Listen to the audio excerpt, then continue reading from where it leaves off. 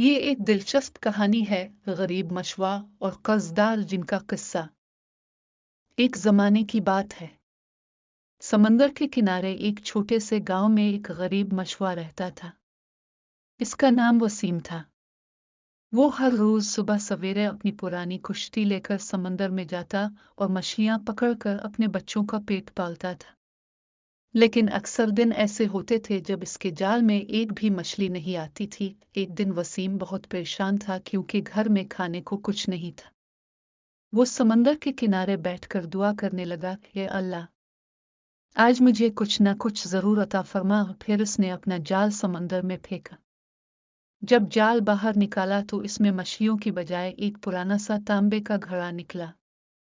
वसीम हैरान हुआ और बोला, ये क्या है? शायद इसको बेचकर कुछ पैसे मिल जाएं। जब उसने घड़े का ढक्कन खोला तो अचानक इसमें से धुआं निकलने लगा और धुआं आहिस्ता आहिस्ता एक बड़े जिन की शक्ल में बदल गया। जिन जोर से हंसा और बोला कि मशवा, मैं एक जिन हूँ जो कई 100 साल से इस घड़े में कैद था। वसीम डर गया मगर हिम्मत करके बोला, मैंने तुम्हें आजाद किया है, अब तो मुझे नुकसान तो नहीं पहुंचाओगे? जिन ने सर झुकाकर कहा, नहीं, मैं तुम्हारा मकरूज हूँ। दरअसल मुझे एक बादशाह ने सजा देकर इस घड़े में बंद किया था।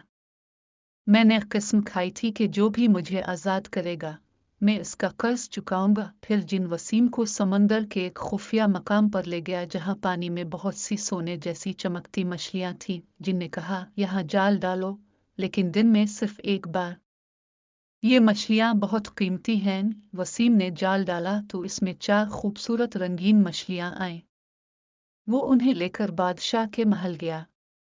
बादशाह ने वो मछलियां देखकर खुश होकर वसीम को सोने के सिक्के दिए। इस दिन के बाद वसीम की गुर्बत खत्म हो गई, लेकिन वो हमेशा गरीबों की मदद करता और कहता, ये सब अल्लाह की मेहरबानी और इस दिन के कर्ज की वजह से है। सबक, जो दूसरों के साथ भलाई करता है इसके साथ भी कभी ना कभी भलाई जरूर होती है।